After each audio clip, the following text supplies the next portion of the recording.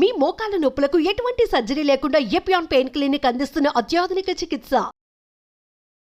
మిత్రులు అడుగుతున్నారు, మగవాళ్ళకు ఉన్నటువంటి పెద్ద పొట్టకును శృంగారానికి ఏమైనా రిలేషన్ ఉందా అని. చాలా ఉంది. శృంగారం అనేది ఒక రకమైనటువంటి రన్నింగ్ ఎన్నో రకాలు ఉంటుంది కదా సార్. ఒకటి 200 మీటర్స్ రన్ ఉంటుంది, ఇంకోటి మ్యారథాన్ రన్ ఉంటుంది. మరి శృంగారం అనేది మ్యారథాన్ రన్నా, 2 గంటలు చేసేదా, గంట చేసేదా? శృంగారం అనేది మెజారిటీ ఆఫ్ ది పీపుల్లో 200 మీటర్స్ రన్. కళ్ళు మురిచి తెలిసే లోపల 2-3 నిమిషాలలో 200 మీటర్స్, మ్యాక్సిమం 5 మినిట్స్లో అయిపోతుంది. దానికన్నా ముందు ఫోర్ ప్లే అనేది 15-20 నిమిషాలు పడుతుంది.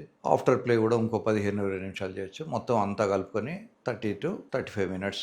అయితే ఈ శృంగారానికి రన్నింగ్కు చాలా పోలికలు ఉంటాయి. రన్నింగ్ చేసినప్పుడు కాళ్ళు లాగుతాయి, శృంగారంలో కాళ్ళు లాగుతాయి. హెవీగా తింటే రన్ చేయలేరు, హెవీగా తింటే శృంగారం పాల్గొనలేరు. ఒక రౌండ్ ఆఫ్ రన్ కాగానే వెంటనే మళ్ళీ సెకండ్ రౌండ్ తీసుకోలేరు, కొంతసేపు రెస్ట్ తీసుకోవాలి. ఒక రౌండ్ ఆఫ్ శృంగారం కాగానే వెంటనే సెకండ్ రౌండ్ చేయలేరు. సో మీకు 20 నిమిషాలు నాన్ స్టాప్ రన్నింగ్ చేసే స్టామినా ఉంటే 5 నిమిషాలు సెక్స్ అవుతుంది. కనుక మీరు సాధ్యమైనంత వరకు ఆడవాళ్ళైనా మగవాళ్ళైనా స్టామినా పెంచుకోండి. పొట్ట రాకుండా చూసుకోండి. పొట్ట వచ్చిందంటే మనకు స్టామినా తగ్గిపోతుంటుంది. బరువు కూడా ఇంపార్టెంట్.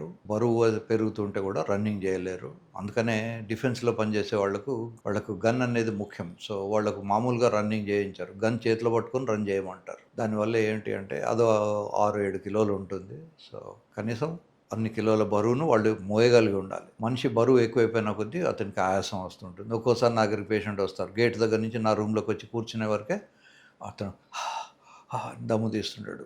ఏం పేరు అంటే పేరు చెప్పడానికి ఆయనకు టైం పడుతుంది.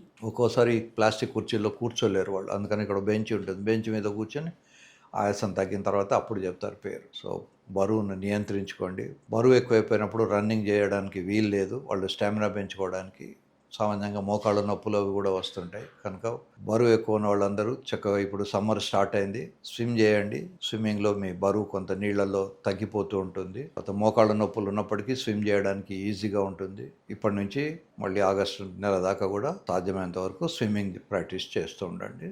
Swimming is a good exercise. శరీరంలో ఉన్న కాళ్లకు, చేతులకు, పొట్టకు అన్నిటికీ కూడా చిన్నపాటి ఎక్సర్సైజ్ అవుతుంది. కనుక కనీసం 20 నిమిషాలు నాన్ స్టాప్ స్విమ్ చేయడానికి మీ గోల్గా పెట్టుకోండి. అటువంటప్పుడు మీకు 5 నిమిషాలు శృంగారంలో పాల్గొనే స్టామినా డెఫినెట్గా ఉంటుంది. మగపిల్లలకి పొట్ట వస్తే మేము జోకులర్గా అనుకుంటుంటాం డాక్టర్స్ని, ఆడవాళ్ళకి వాడి భార్యకి వాడి పొట్ట తీసుకురాలేడు, వీడికే పొట్ట ఉంటుంది, ఇక మళ్ళీ పొట్ట అమ్మాయికి రాకుండా ఉంటుంది. కనుక చాలా జాగ్రత్తగా ఉండాలి. ఎస్పెషల్లీ నౌడేస్ ఈ జంక్ ఫుడ్ తినడము, అర్ధరాత్రి మిడ్ నైట్ బిర్యానీ అని తినడము, రాత్రి 2 గంటలకు వెళ్ళి భోంచేయడము, ఇవన్నీ కూడా మంచిది కాదు.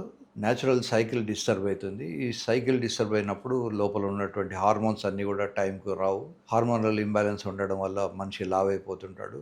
మగవాళ్లకు 2 రకాల హార్మోన్స్ ఉంటాయి, మేల్ హార్మోన్స్, ఫీమేల్ హార్మోన్స్ అని. అట్లాగే ఆడవాళ్ళకు కూడా ఆడ హార్మోన్స్, మేల్ హార్మోన్స్ కొంచెం ఉంటాయి, ఆడ హార్మోన్స్ ఎక్కువ ఉంటాయి. ఎవరికైతే పొట్ట ఎక్కువ వస్తుంటుందో మగవాళ్ళకి, వాళ్లకు ఆడ హార్మోన్స్ పెరుగుతుంటాయి. వాటిని ఎస్ట్రోజన్ అంటారు, లేదా E2 అంటారు. ఈ ఎస్ట్రోజన్ అనే హార్మోన్ పెరగడం వల్ల శృంగారంలో సామర్థ్యం తగ్గడము, ఇంట్రెస్ట్ తగ్గిపోవడము, పిల్లలు పుట్టకపోవడము, ఇట్లాంటివన్నీ జరుగుతుంటాయి. కనుక అందరం కూడా దృఢంగా ఉండాలి. యుద్ధ వాతావరణం స్టార్ట్ అయింది. సో ఎప్పుడు ఏ దేశం మీద ఎవడు మిసైల్ వేస్తాడో, ఎవడు యుద్ధాన్ని స్టార్ట్ చేస్తాడో, ఎక్కడ ఎండ్ అవుతుందో ఎవరికి తెలియని పరిస్థితి. 3వ ప్రపంచ యుద్ధం వస్తుందేమో అని జనాలు భయపడిపోతున్నారు. కనుక మీరందరూ కూడా స్టామినా పెంచుకోండి. రేపొద్దున అవసరం అనుకుంటే యువకులైతే డిఫెన్స్లోకి వెళ్ళొచ్చు.